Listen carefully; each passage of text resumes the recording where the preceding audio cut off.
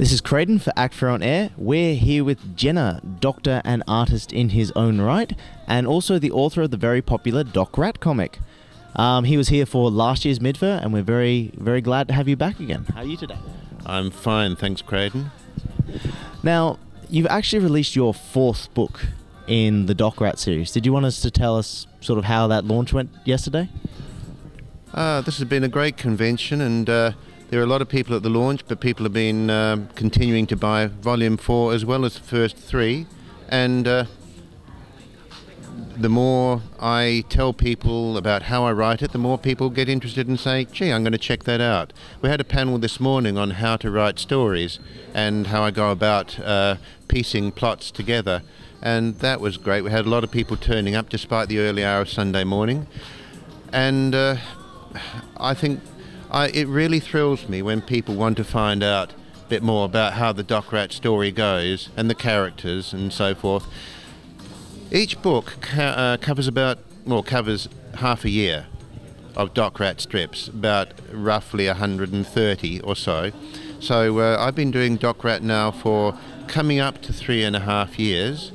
So 3.5 years is 7 books worth. You've got 4 out, so we have more to come. Do you have much spontaneous scripts, or do you generally plan them out very, very well in your comic? Well, there are 2 types of strips I do in Doc Rat, really. One is the individual gags, like the daily newspaper strips you'd read.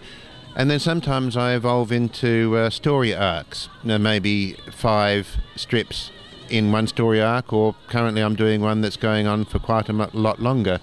And the individual gags, I have a random grab bag of jokes. I have a whole lot of individual ideas there, and I'll just pick them out, do a single panel one, or maybe do several panels, and they're just fairly random. I think of those, write them down later on, and when it comes to the story, though, that's a different it's a different situation, because I think of a plot and I start honing it down. You can't rush into it and just do it as it comes along, because you'll end up tripping yourself up and making problems for yourself if you haven't worked it out to the last detail. So I'm working this one out to the last detail. It's complex, but it all fits together in the end, and I put that down to planning. I'm actually really looking forward to seeing where the current arc is going for it. So you've hooked me, line and sinker, which is, I suppose it means you're doing it right.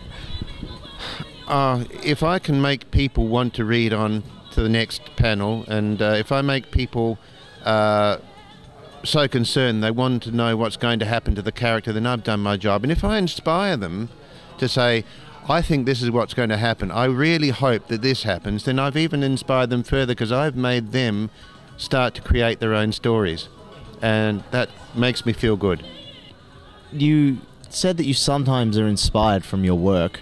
Do you actually have a favorite character patient in the comic that holds a particular spot in your heart?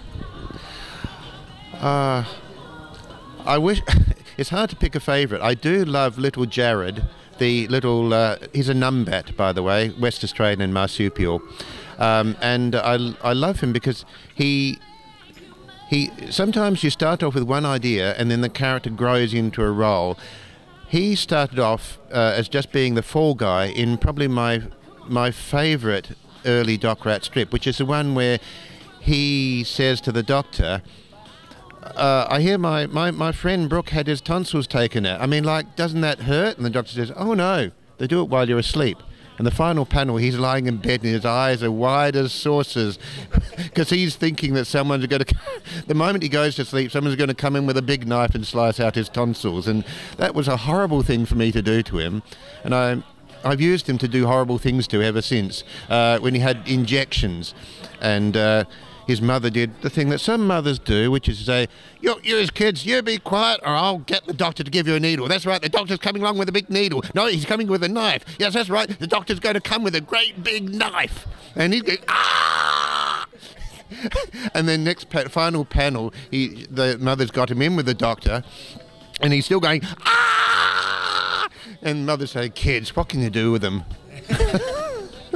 Wonderful parenting technique. But then Jared he's got a special place in my heart because he's a fantasist and he loves drawing comics. So he starts drawing comics and he loves superheroes and pirate comics, and he ends up dressing up as a superhero character called Captain Kapow with a little mask around his face, which is a bit redundant because he's an animal with a mask anyway.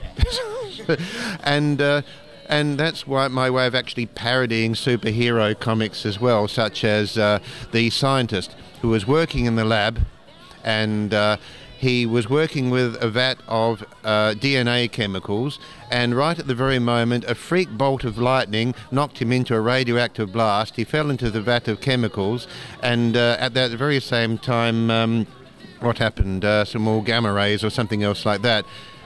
And the man said, "And what did he become?" He said, "Well, dead, obviously."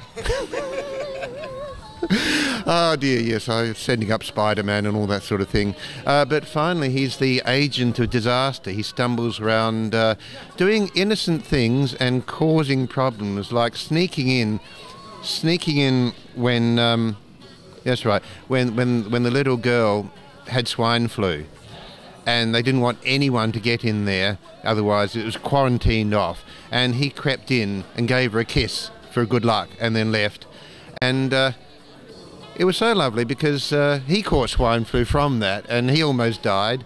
She had swine flu, but that kiss that he gave her the moral strength to get through all the hallucinations and all the fever dreams. And she finally pulled through thanks to the moral support he gave her. But while he gave her that, he caught swine flu, took it home, gave it to the rest of his family, and almost killed his grandmother. I love paradoxes. I love painful paradoxes. I love to make people say, "That's great, oh, no, squirm." I love that. And so he's the one who shows how the struggling life of a cartoonist. He said, I've done my comic books, I've taken them, I've photocopied them, I've stapled them all together, and now I've got my comic books. What are you going to do now? Well, I guess I sit here and a whole lot of men in suits will come to my door and give me money. Yeah, like they always do in the comic industry, folks. And I've got something where someone's going to tell him, "Oh, you've got to go to a comic convention." What's a comic convention? A comic convention is a place where professional comic artists go and make money by buying one another's comic books. Yeah. Yes.